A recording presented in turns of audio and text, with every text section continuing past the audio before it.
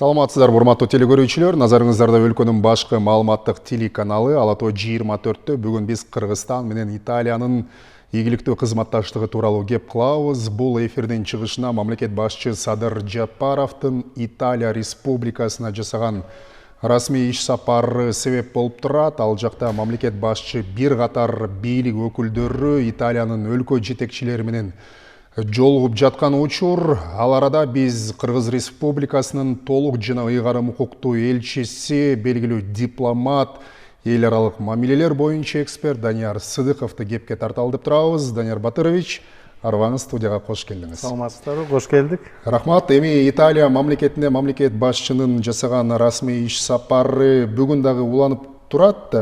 Бул эки тараптуу алакаларга бир жаңы импульс берип, ушул эки мамлекеттин ортосундагы кызматташтыктын жаңы барактарынын ачылышына дагы себеп болуп турат. Сиз дипломат катары, эл аралык мамилелер боюнча эксперт катары президенттин Италияга болгон расмий сапарын кандай мүнөздөйт элеңиз? Бул дагы кандай бир позитивдүү динамика, импульсту бизге бериши мүмкүн?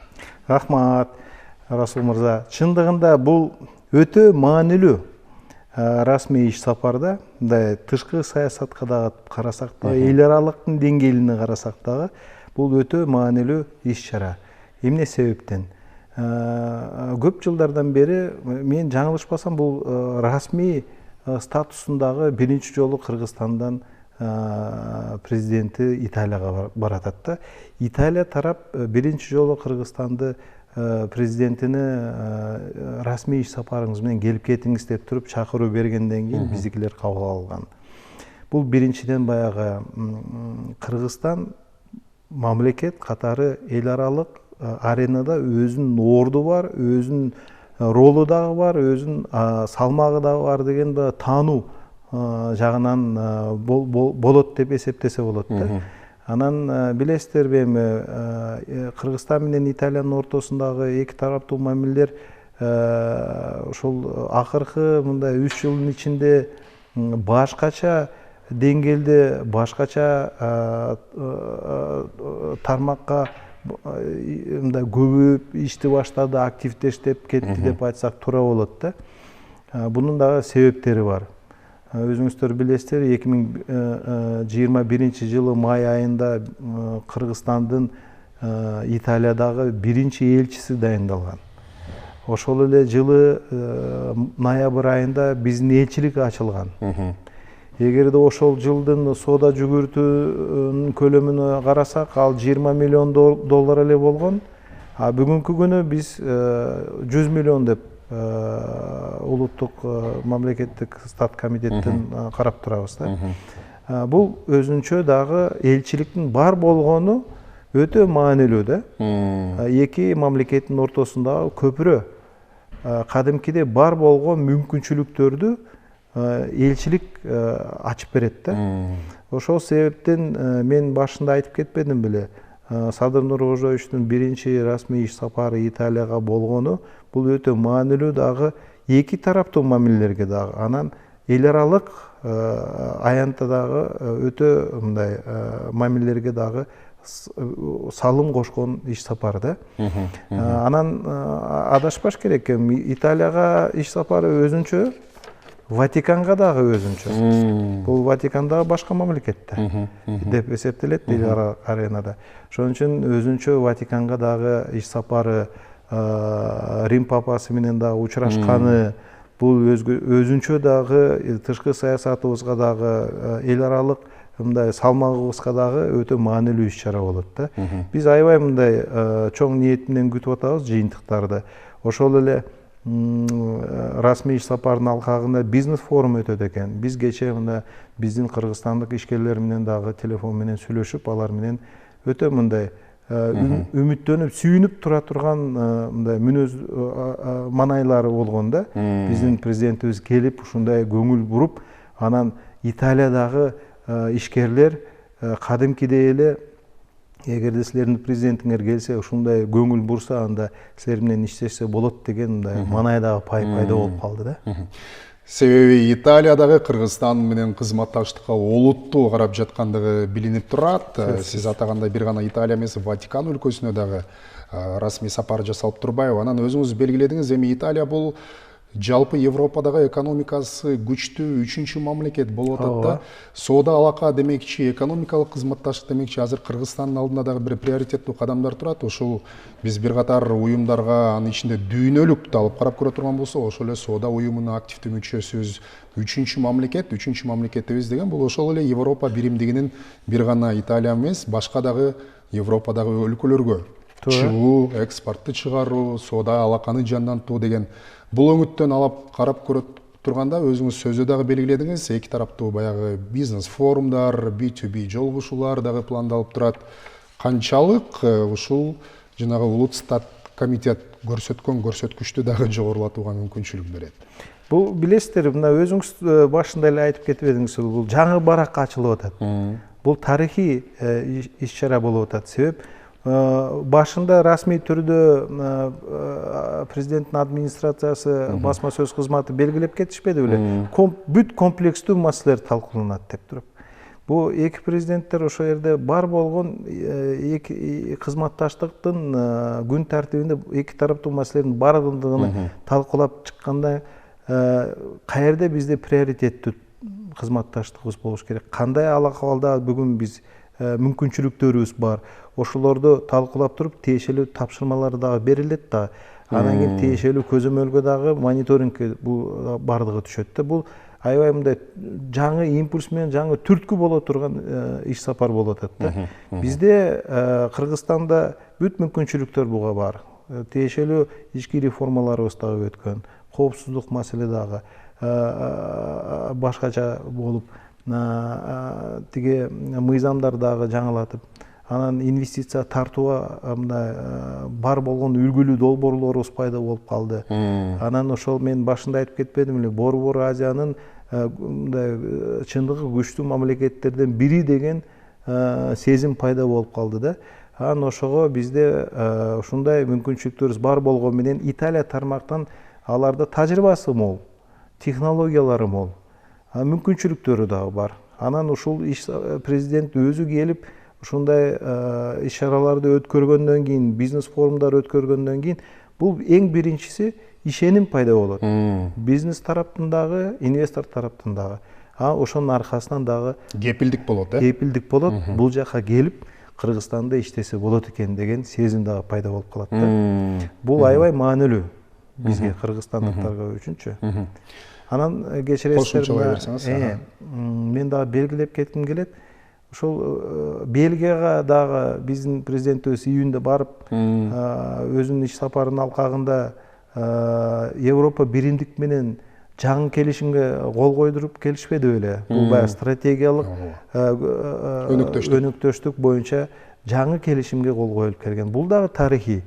Анан көп эл аралык эксперттер да, башкалар да айтып атышат, бул жаңы келишимде өтө жакшы шарттар түзүлгөн. Бул экономикалык жана соода мамилелерди мындай түрткөнгө, өнүктүргөнгө, кызматташтыкты күчөтүүгө ушундай шарттар түзүлгөн депчи. Ага чейин 2016-жылы биздин Кыргызстаныбызга Европа биримдик тараптан ВСП+ деген статус берилген, макам берилген. Бул деген эмне? Бул деген 16 миңден ашык пошлинасыз товарлардын Кыргызстандан Европа биримдикке биз экспортко кылганга ушундай шарттарыбыз бар да, дагы эле бар. Мына эми ушул расмий иш сапардын бир мындай биз чоң үмүт менен күтүп турганыбыз, ошол бар болгон 100% потенциалды иштебеген ВСП+тун мүмкүнчүлүктөрдү анан кийин жакында мына келишимге кол коюлган Европа биримдиктерге шарт түзүлөт да.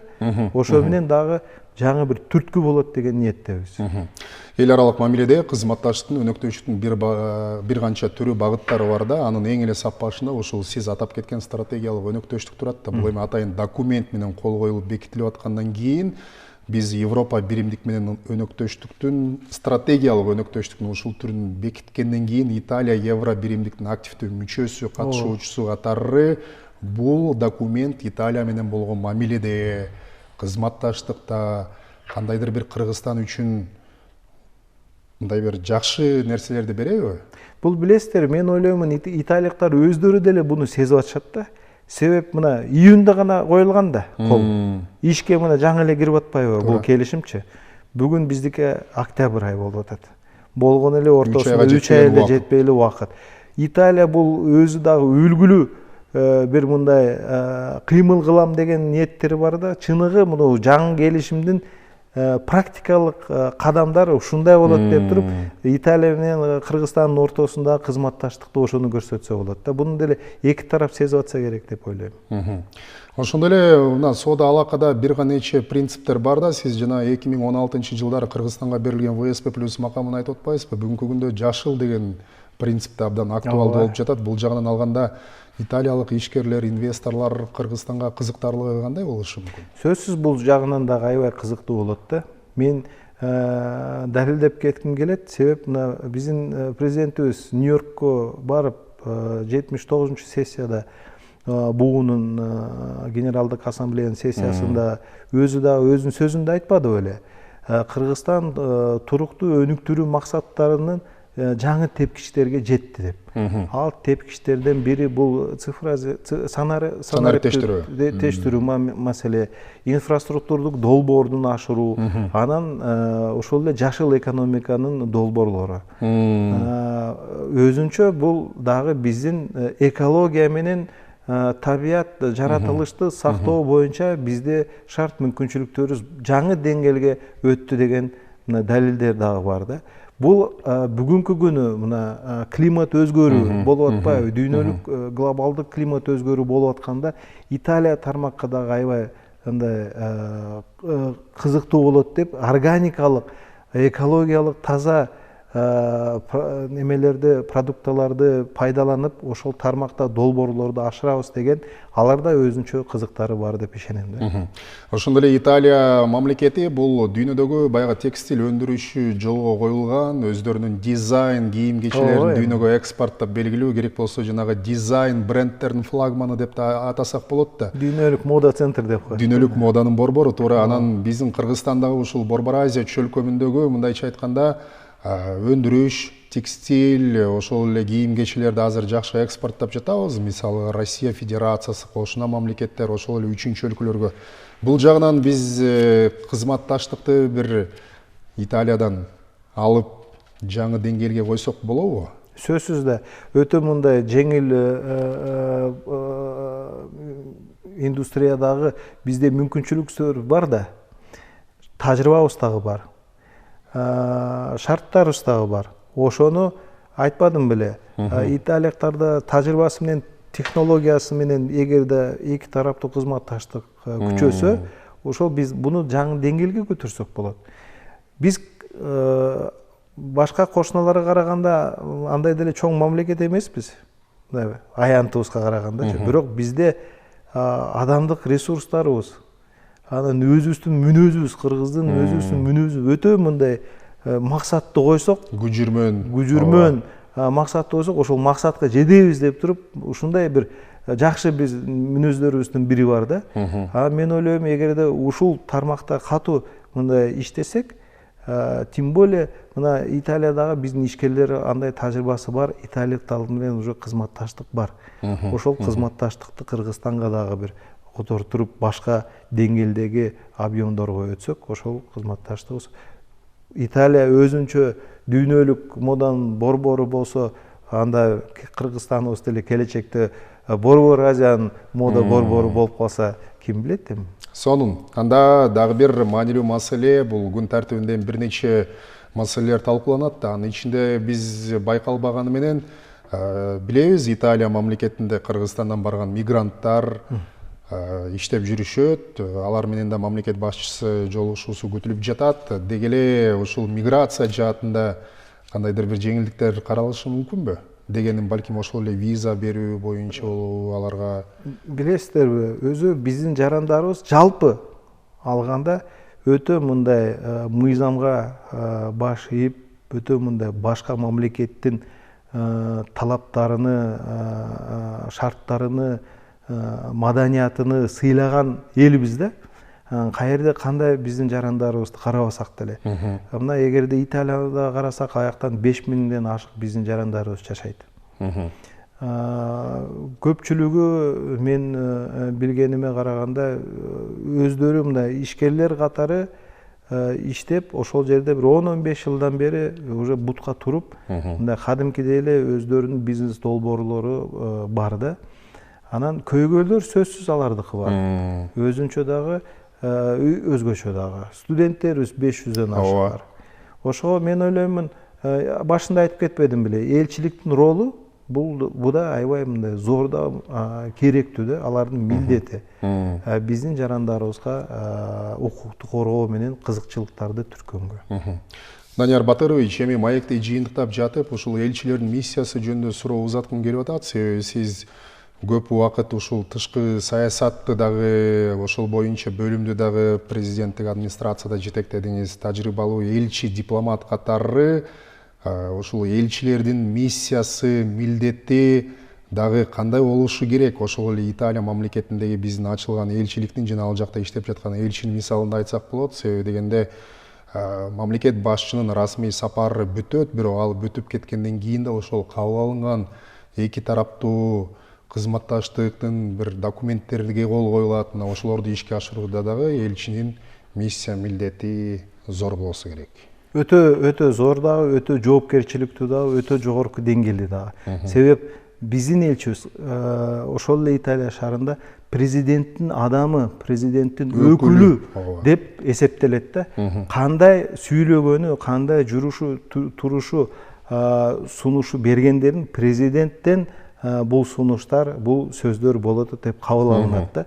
Ошол себептен бүгүнкү биздин элчибиз Италияда иштеген аябай мындай тажрыйбалуу, 20 жылдан ашык дипломатия системада иштеген. 3 жылда статистикага таянсак, ошол эле соода жүгүртүүгө салымдары кошкондору, биздин элчилигибизде тиякта иштеген жалпы жыйынтыктарды карасак, мындай мен 5 эсеге өсүптүр. Угу элекмин наразычылык болгондорунчу. Бирок бул башталышы. Була токтобой дагы көп иштеш керек, эмгектениш керек да. Анан эки тараптуу мындай сүйлөшүүлөрдүн, сиз айткандай, биздин президентибиз кайра Кыргызстанга кайтып келгенден кийин ошол жыйынтыктарды көзөмөлгө алып, мониторингге алып туруп, түрткөнгө ошол дагы милдеттерден бири да. Данияр Батырович, сизге убакыттап келип биздин сунушту четке какпай макулдугуңузду берип, ошол эки мамлекеттин ортосундагы дипломатиялык, эл аралык мамиледеги кызматташтык тууралуу бир пикириңизди билдиргениңизге ыраазычылык айтабыз. Ишиңизде ийгиликтер болсун.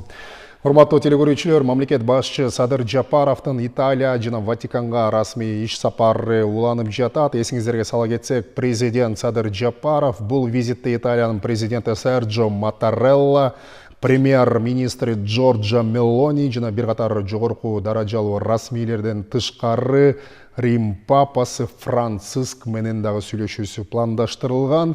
Кыргызстан менен Италиянын ийгиликтүү кызматташтыгы, мына биздин урматтуу спикер, белгилүү дипломат Данияр Сыдыковдун айтуусу боюнча дагы жаңы импульс берип, жаңы барак ачылып аткан эки өлкөнүн кызматташтыгы тууралуу баарлашуу болду.